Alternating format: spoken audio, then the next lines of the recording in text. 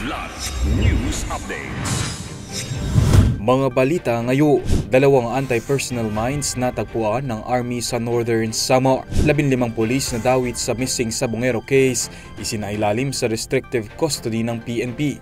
Whistleblower ng kaso na si alias Totoy, nasa protective custody na rin ng PNP. Tax evasion case ng halos 800 million pesos na halaga ng iligal na sigarilyo na pagtagumpayan ng pamahalaan.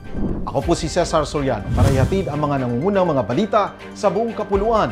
Ngayon, nakatuklas muli ang 78th Infantry Battalion ng Philippine Army ng 12 anti-personnel mines na ipinagbabawal ng International Humanitarian Law IHL sa Barangay Magsaysay, Mapanas, Northern Samar noong July 6, 2025. Ayon kay Lieutenant Colonel Francis Rosales, na-recover ang mga pampasabog sa tulong ng impormasyon mula sa mga residente at patuloy na focused military operations ng kanilang unit. Binalaan niya ang publiko sa patuloy na banta ng Communist Terrorist Group o CTG na gumagamit ng mga mapanganib na pampasabog na maaaring makapinsala sa mga sibilya. Hinikayat din niya mga natitirang rebelde na magbalik loob at piliin ang landas ng kapayapaan.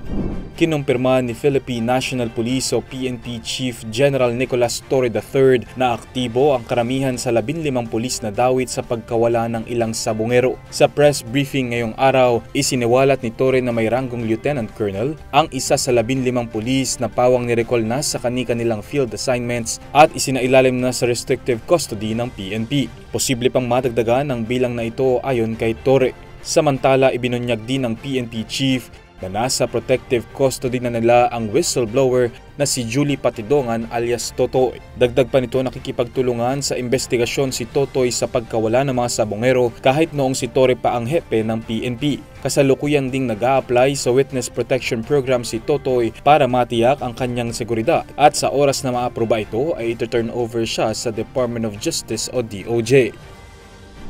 Nagtagumpay ang Bureau of Internal Revenue o BIR sa kaso ng tax evasion na nagkakahalaga ng 796.95 million pesos laban sa malakihang operasyon ng ilegal na sigarilyo sa Valenzuela City at San Rafael, Bulacan.